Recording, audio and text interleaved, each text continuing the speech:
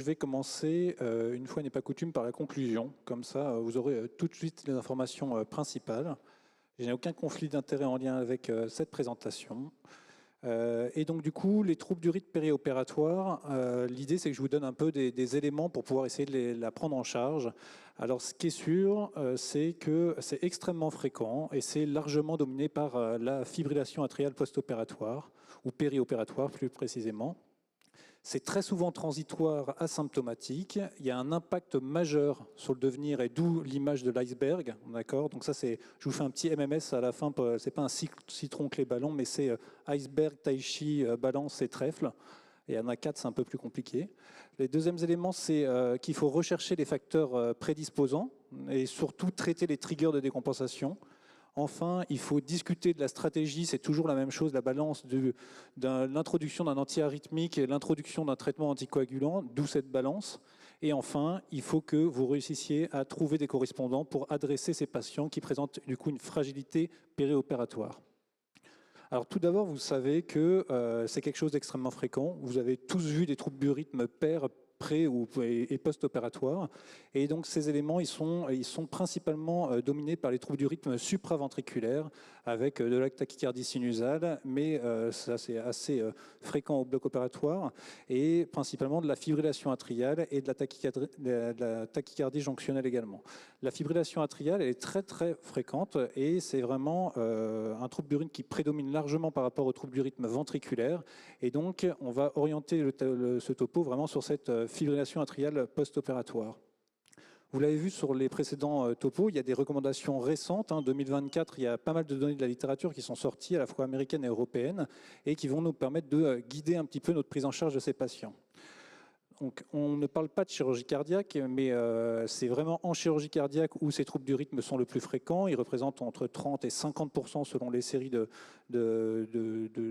complications après une chirurgie cardiaque. Et dans la chirurgie non cardiaque, là où ça prédomine, c'est plutôt en chirurgie thoracique, en résection pulmonaire, où ce taux d'arythmie peut atteindre 15% de patients.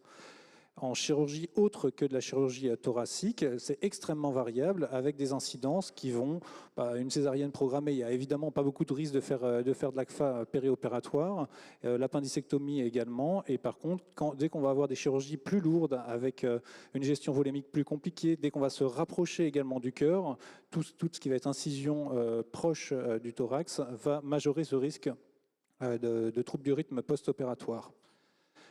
L'autre chose, c'est se dire, mais est-ce que finalement c'est lié que à la chirurgie ou c'est également lié au terrain du patient? Ce qui est rigolo de savoir, c'est de se dire qu'on prend il y a un impact fort du chirurgien et de l'inflammation créée par la chirurgie. Parce que quand, par exemple, on prend du remplacement valvulaire chirurgical, le taux d'arythmie est autour de 33%, et quand on va faire une procédure mini-invasive, on va tomber autour de 5%, alors que la comorbidité des patients sont plutôt plus importants dans ce type de population. Alors, il faut parler de la même chose. Donc, la fibrillation atriale post-opératoire, elle peut être paroxystique si elle dure moins de 7 jours, persistante si elle dure plus de 7 jours, et permanente si on a du mal à maintenir le rythme sinusal. En post-opératoire ou en périopératoire, ce que vous allez avoir, c'est donc cette fibrillation atriale de novo chez la majeure partie des patients, s'ils n'avaient pas d'antécédents d'arythmie connus auparavant. Et elle est récidivante très fréquemment, une fois sur deux quasiment, elle va récidiver dans la première semaine, et dans 20% des cas, elle va récidiver une deuxième fois. Ce qui est, première notion très très importante, c'est de savoir que finalement, il va y avoir un énorme taux de réduction chez ces patients, et à J7, il n'y a quasiment plus aucun patient qui se retrouve avec ce problème rythmique.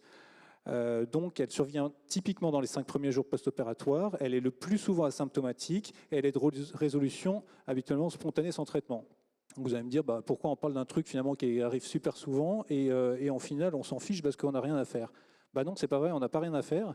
Les patients ils sont pas scopés à la maison, donc ce contexte chirurgical vous a mis le doigt sur une susceptibilité du patient à présenter ce trouble du rythme, et il y a une morbidité extrêmement importante, non pas en périopératoire immédiat, mais à distance, avec un risque d'AVC qui est majoré par 3 à 1 mois et 4 à 1 an. Donc il y a 2% des patients qui présentent une FA post-opératoire qui vont avoir un AVC à 1 an.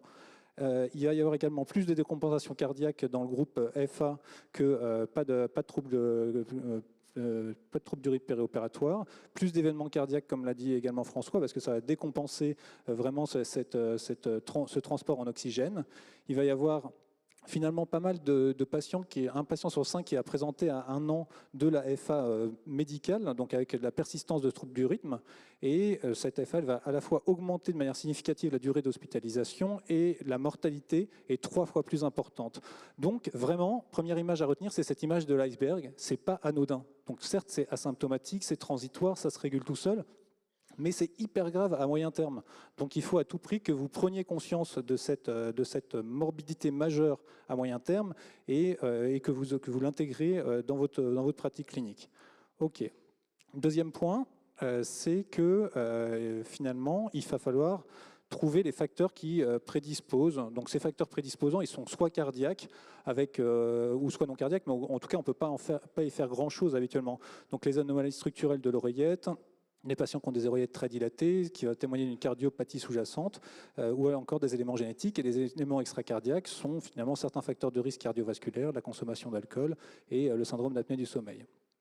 Il y a des nouvelles recommandations qui datent de l'année dernière, des recommandations européennes sur la prise en charge de l'ACFA, où ils parlent notamment de l'ACFA périopératoire. Et il faut bien comprendre que la thérapeutique est axée sur 4 points. C'est axé sur cet acronyme CARE, avec le C qui est la gestion des comorbidités et des facteurs de risque des patients. Donc ça, c'est un axe majeur du traitement, parce qu'à chaque fois, on va toujours se poser la même question, quel antiarythmique, quel anticoagulant, mais finalement, ça ne représente qu'une partie de la prise en charge de ces patients. D'accord ? Donc, réussir à stabiliser les différentes comorbidités est un point majeur. Et vous allez me dire, bah, oui, mais c'est bien beau, mais ça, c'est pas mon boulot. Bah, ouais, vous avez raison. En périopératoire, c'est plus compliqué de gérer toutes ces complications. Et c'est plutôt le rôle d'un médecin qui prend le patient en charge de manière plus chronique. Donc nous, qu'est-ce qu'on va essayer de faire dans la période périopératoire ? On va essayer en tout cas de retenir les facteurs décompensants et de les traiter. C'est quoi ces facteurs décompensants ? Il y a principalement les troubles métaboliques avec l'hypokaliémie, l'hypomagnésémie qui sont les premiers pourvoyeurs en termes de troubles métaboliques d'arythmie périopératoire. L'activation du système sympathique avec la douleur. Lorsqu'une analgésie est mal contrôlée, on peut facilement imaginer que le patient va avoir une prédisposition du coup à l'arythmie. L'infection, il faut systématiquement penser à est-ce que mon patient ne présente pas un trouble du rythme en lien avec un sepsis qui apparaît. Et enfin, les complications chirurgicales, l'épanchement péricardique, une inflammation majeure, une anémie périopératoire, tout ça peut acutiser un trouble périopératoire. Enfin, l'hypovolémie, l'hypotension et les troubles plus chroniques tels que les troubles thyroïdiens peuvent également décompenser ces troubles périopératoires. Et la dernière chose, c'est évidemment, quand vous avez un patient sous forte dose d'inotrope, et oui, ça va activer ce risque majeur. Et il y a d'autres choses comme la balance hydrosodée qui ont été reconnues dans plusieurs études. Et enfin, certaines toxiques liées aux patients. Donc l'AFA, c'est pas grave, mais c'est grave. Donc je vais essayer de traiter ce que je peux, mais il y a plein de trucs que je peux pas faire. Et finalement, maintenant, qu'est-ce que je fais en pratique ? C'est bien beau tout ça. En pratique, la première chose, c'est donc toujours cette balance. La balance entre est-ce qu'il faut que j'initie un traitement, oui ou non ? Parce que chaque fois que vous initiez un traitement, on l'a dit tout à l'heure, un risque hémorragique périopératoire va être fréquent. Donc que ce soit l'anticoagulant ou l'antiarythmique, il faut toujours se poser cette question. Est-ce que je vais être plus bénéfique qu'engendrer des complications ?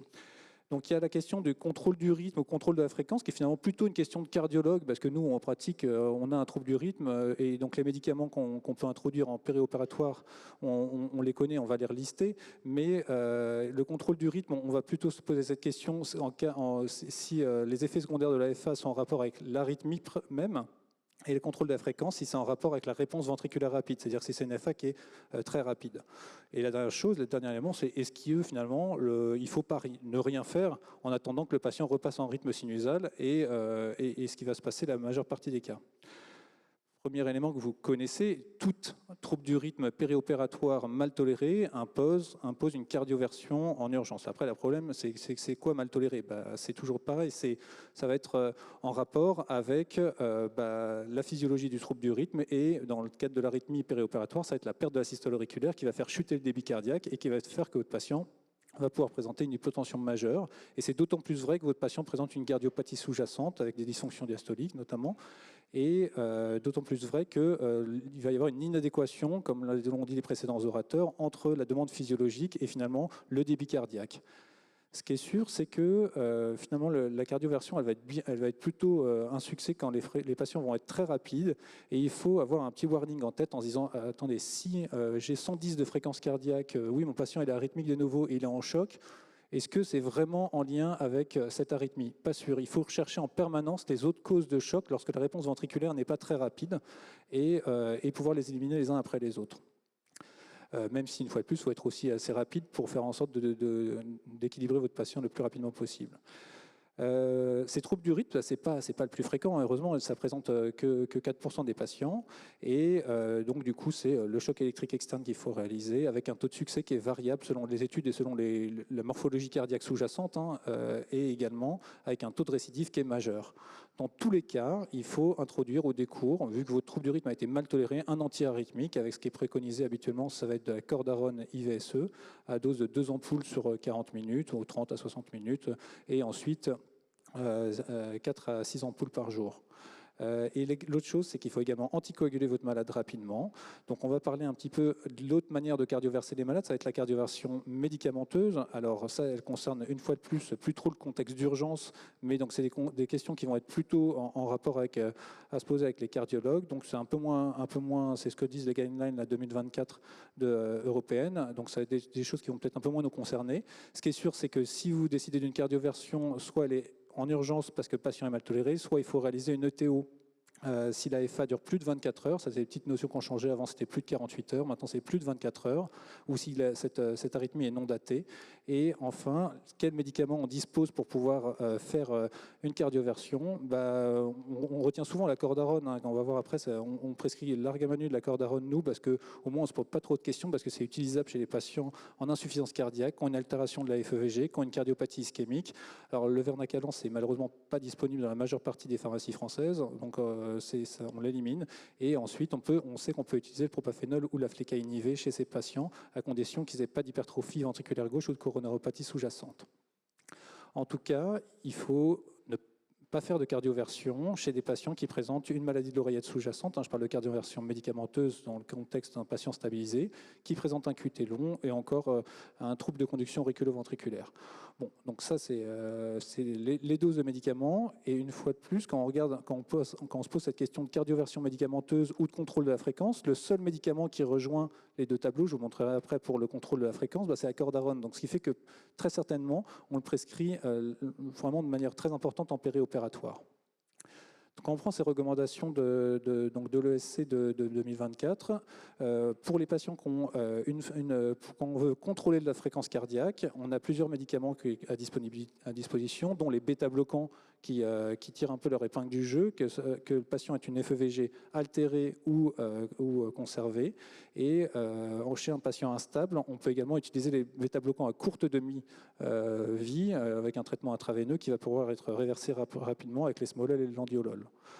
L'objectif, ça va être de contrôler la fréquence cardiaque. Et enfin, la cordarone peut également être utilisée chez les patients ayant instables avec une altération majeure de la RFEVG. C'était le seul médicament qui avait ce grade 2B dans les recommandations de 2020. Et maintenant, il y a l'apparition de l'esmolol, de l'andiolol et de la digoxine pour ces patients.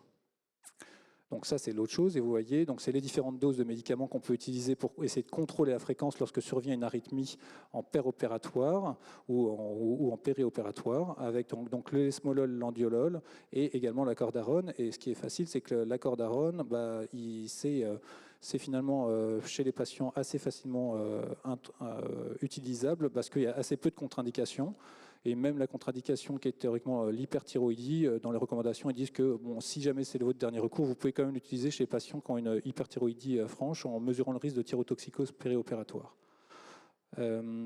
Donc, quand on regarde qu'est-ce qui est fait finalement comme médicament, parce que je vous dis, bon voilà, il faut contrôler le trigger, il faut mettre des traitements, qu'est-ce qui est fait en pratique courante? Et ben, dans cette étude où il y avait pas mal d'unités de soins intensifs dans 12 pays différents, ce n'est pas du tout des patients de chirurgie cardiaque, et ben, l'ACFA est principalement traitée par des médicaments avec l'accord d'Aaron, et finalement, il n'y a que 20% des patients qui vont avoir du remplissage vasculaire, 30% qui vont avoir une supplémentation ionique avec du magnésium et du potassium, et finalement une large représentation d'un traitement antiarythmique qui va être introduit. Autre question, l'anticoagulation. Est-ce qu'il faut anticoaguler ces malades? Ils font un épisode d'arythmie périopératoire, d'accord, on a dit, bon, bah oui, ils font des grosses complications à distance, et donc les recommandations, qu'elles soient européennes ou américaines, préconisent qu'il faut introduire de l'anticoagulation chez ces patients présentant une arythmie périopératoire. Après, personne ne précise le timing de cette introduction, et c'est ça, je pense, qui est le point majeur, c'est est-ce que dès le post-opératoire, il faut introduire une anticoagulation? Probablement pas, et en tout cas, il faut se poser cette question-là et mesurer le risque du patient. Cette anticoagulation, elle va dépendre des facteurs de risque intrinsèques des patients. Et vous le savez, on a appris tous des scores d'évaluation du risque, donc du risque thrombotique, avec des évaluations récentes et une évolution encore récente, parce que le fameux SHADS-VAS, qui est devenu le SHADVA, avec donc le sexe qui a disparu des facteurs de risque. Il est toujours recommandé d'anticoaguler les patients s'il y a plus de 2 facteurs de risque sur ce SHADS-VA. Et il y a une discussion qui doit être faite à partir de l'apparition d'un seul facteur de risque. Ok, donc mes patients, ils sont graves, mais pas graves. Il faut que j'essaye de contrôler les choses que je peux en péropératoire, et il faut également que je discute un peu de tous les traitements, l'accord d'Aaron, l'anticoagulation, mais en sachant que ce n'est pas systématique, parce que finalement, ça revient très souvent en rythme sinusal. Enfin, je pense que le message principal, c'est que vous devez être un relayeur de témoins. Vous avez assisté à une complication périopératoire et comme vous avez un patient Cormac 4, vous lui remettez un certificat d'intubation difficile, le patient est informé, vous devez d'informer le patient de ce trouble du rythme périopératoire, que du coup ça fait de lui un patient susceptible d'avoir des comorbidités à distance, et il faut réussir à trouver un interlocuteur qui va prendre en charge ce patient de manière chronique pour son suivi. Alors vous me dites c'est facile, moi je travaille dans un hôpital avec que des cardiologues autour de moi, j'appelle le premier cardiologue et je trouve ce sera de manière là qui ira le patient. Alors c'est vrai, hein, mais donc du coup, si vous voulez faire en sorte que vos patients soient facilement pris en charge par des cardiologues, il faut leur transmettre les bonnes informations. Donc ça veut dire que le patient, en post-opératoire, vous lui remettez une lettre que vous écrivez, où vous décrivez le trouble du rythme, la chirurgie, quand est-ce qu'est survenu ce trouble du rythme, les symptômes qu'ont présenté le patient, est-ce que ça a récidivé, vous joignez un ECG parce que en fait, il va bien vouloir vous croire, mais quand même, le diagnostic se fait sur un électrocardiogramme. Vous décrivez s'il y avait des facteurs de compensation identifiés, et ensuite vous décrivez les données de l'échographie cardiaque que vous avez réalisée. Est-ce qu'il y a une anomalie qui vous paraît franche, une dilatation de l'auriculaire, une anomalie valvulaire sous-jacente, et enfin son score thrombotique, et après vous le remerciez de prendre en charge ce patient. Et je pense que là, en fait, vous avez prémâché le travail du cardiologue, et il sera finalement, au début, un peu mécontent de prendre un patient en plus, et au final, si vous avez tout fait une grande partie, il sera assez content et vous reprendra plus facilement les malades après. Donc, vraiment, les choses qu'il faut retenir, c'est que ces troubles du rythme, c'est très fréquent. Il faut traiter les facteurs décompensants que vous avez trouvés. Il faut se poser la question de l'introduction d'un traitement qui soit anti-arythmique ou anticoagulant, avec quand même des arguments en faveur d'anticoaguler des malades, mais dans quel délai? Probablement pas directement en post-opératoire si une chirurgie est à risque hémorragique majeur. Et enfin, il faut réussir à inclure le patient dans un réseau de cardiologie. Je vous remercie.